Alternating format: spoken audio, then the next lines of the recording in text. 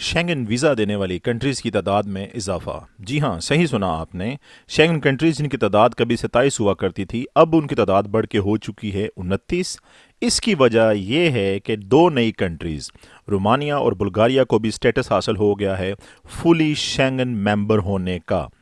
اولدو اس کا اعلان پہلے ہی سے کیا جا چکا تھا 31 مارچ 2024 کو، لیکن اس وقت انہیں اجازت دی گئی تھی یورپین کونسل کی جانب سے کہ وہ شینگن ممبر بنیں گی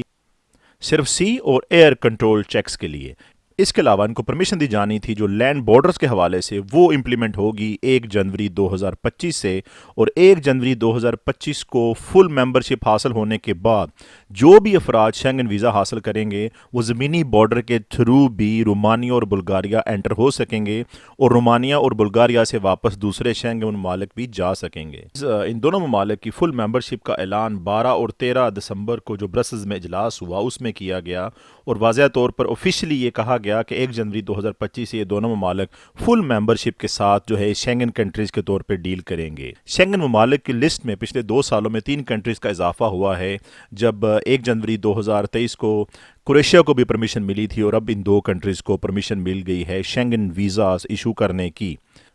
بلغاریہ اور رومانیہ آلریڈی 1 اپریل 2024 سے شینگن ویزاز کا اجرا بھی کر رہی ہیں، لیکن اب چونکہ ان کو فل ممبرشپ مل جائے گی 1 جنوری 2025 سے، تو اب یہ فل فلیج ہو کے مزید ممالک میں اپنی ایمبیسیز اور کونسلیٹس بھی اوپن کریں گی، اور اس کے علاوہ شینگن ویزاز کی تعداد بھی بڑھائیں گی، جو کہ نہ صرف ان ممالک کو اکنامکلی اسٹرانگ کریں گے بلکہ ان ممالک میں ٹورزم کا بھی مزید فروغ ہوگا۔ اسی وجہ سے جو کچھ ممالک ہیں جیسا کہ چائنا، پاکستان، انڈیا، برازیل، ان ممالک سے بہت زیادہ ایشوز ہوا کرتے تھے اپلیکنٹس کو ویزا اپلائی کرتے وقت شینگن اپوائنٹمنٹ لینے کے، ان میں بھی نمایاں طور پر بہتری آئے گی، چونکہ 2 اور ممالک مزید ہیلپ کریں گے لوگوں کو شینگن ویزا اپلائی کرنے کی فل اسٹرینتھ کے ساتھ۔ تو اگر آپ لوگ بھی پریشان رہتے تھے کہ جرمنی، فرانس، سوئٹزرلینڈ اس طرح کے بڑے ممالک شینگن ویزا نہیں دیتے، تو اب کروشیا، بلغاریہ، رومانیہ جیسی کنٹریز کا بھی شینگن ویزا ٹرائی کیا جا سکتا ہے۔ چونکہ یہ ممالک نئے ہیں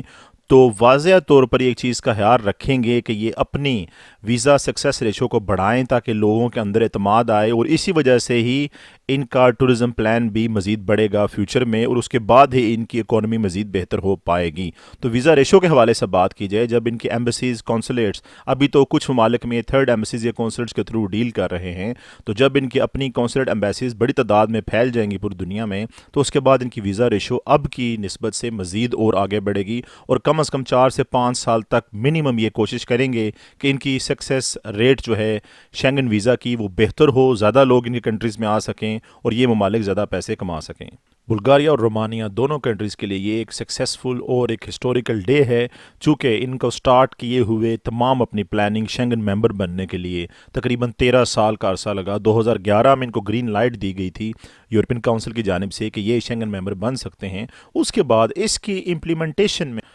اپنے تمام سسٹم، انفراسٹرکچر اور ریگولیشن جتنی بھی لاگو کی جاتی ہیں یورپین کونسل، یورپین یونین کی جانب سے، ان کو پورا کرنے میں ان کو 13 سال لگے، اور اس کے بعد ہی فرسٹ ٹائم انہیں الاؤ کیا گیا تھا 31 مارچ 2024 کو شینگن ممبر بننے کا، ہوائی اور سی پورٹس کے حوالے سے۔ اور اب چیک کنٹرولز ہٹا دیے جائیں گے 1 جنوری 2025 سے دونوں ممالک کے لیے، اندرونی طور پر جو بارڈرز ہیں، لینڈ بارڈرز، اس کے حوالے سے بھی۔ آپ کی کیا رائے ہے؟ کیا ان دونوں کنٹریز کے انکلوژن کے بعد شینگن ویزا ریشو اچھی ہوگی، بہتر ہوگی، یا آپ کی نظر میں پاکستان، انڈیا، نیپال، بھوٹان، بنگلہ دیش، ان ممالک سے ویزا ریجیکشن ریٹ برقرار رہے گا، جو کہ اب ایک طرح سے روایت بن چکا ہے؟ اپنی رائے کا اظہار کامنٹ باکس میں ضرور کیجیے گا۔